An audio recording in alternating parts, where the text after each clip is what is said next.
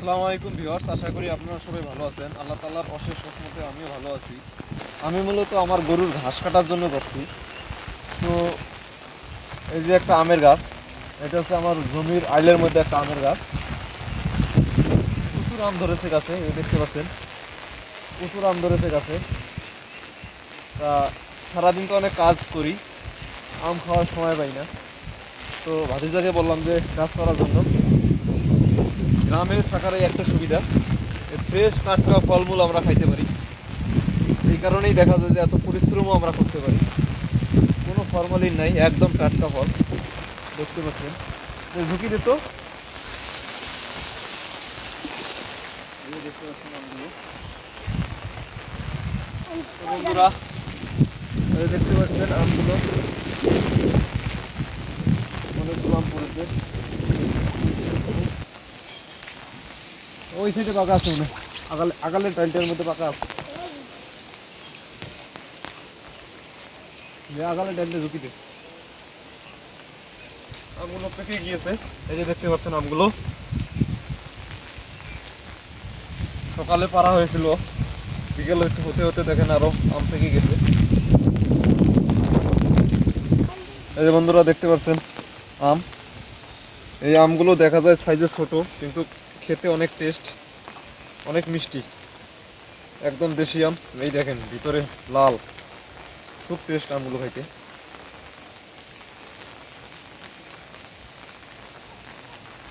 আপনাদের যদি কারো আমের প্রয়োজন হয় আমার সাথে যোগাযোগ করেন।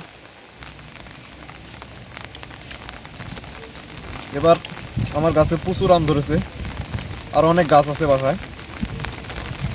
এটা মূলত জমির আইলে লাগানো গাছটা।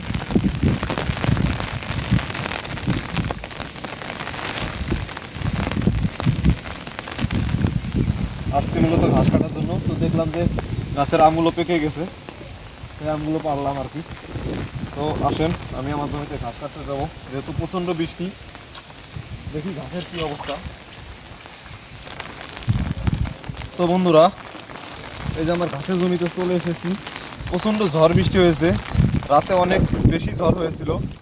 ঝড়ের পরে আমি বাসায় থেকে এখন দুপুর প্রায় 2টা বাজে, এখন আসলাম জমিতে। দেখতে পাচ্ছেন এই খুঁটিটা আমি দিয়েছিলাম মূলত আমার বরবটি গাছে। দেখতে পাচ্ছেন খুঁটিটা বাতাসের কারণে গেড়েছিলাম এই জায়গায়, খুঁটি ওইখানে গিয়ে পড়েছে, এত বাতাস। খুঁটিটা আবার ঠিক করে দিলাম।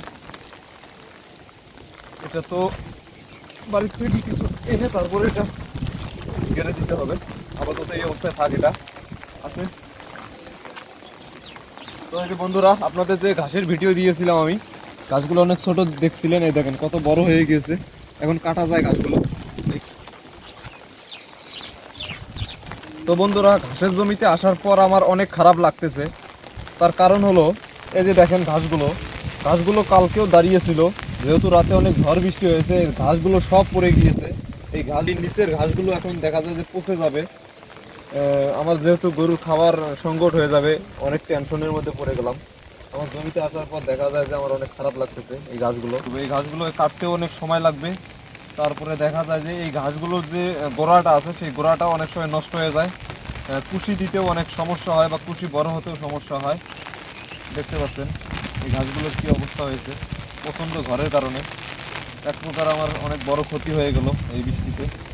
ক্লিয়ার করা যেহেতু বৃষ্টিটা আল্লাহর দান, যাই হোক যা হবার তত হয়েই গেছে।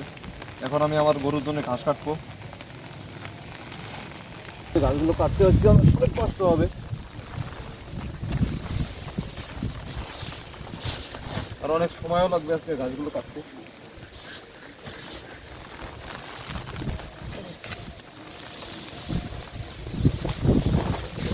তো বন্ধুরা এই গাছগুলো কাটতে আমার এখন অনেক পরিশ্রম হবে, অত দূর আপনাদের ভিডিওতে দেখানো সম্ভব না। তো আমি এখন ঘাস কাটবো। আপনারা সবাই ভালো থাকবেন, সুস্থ থাকবেন। ভিডিওটি যদি আপনাদের ভালো লেগে থাকে তাহলে অবশ্যই লাইক, কমেন্ট এবং শেয়ার করে দিবেন। আপনাদের সাথে আমার দেখা হবে আমার পরবর্তী কোনো ভিডিওতে। আপনারা সেই পর্যন্ত সবাই ভালো থাকবেন। আল্লাহ হাফেজ।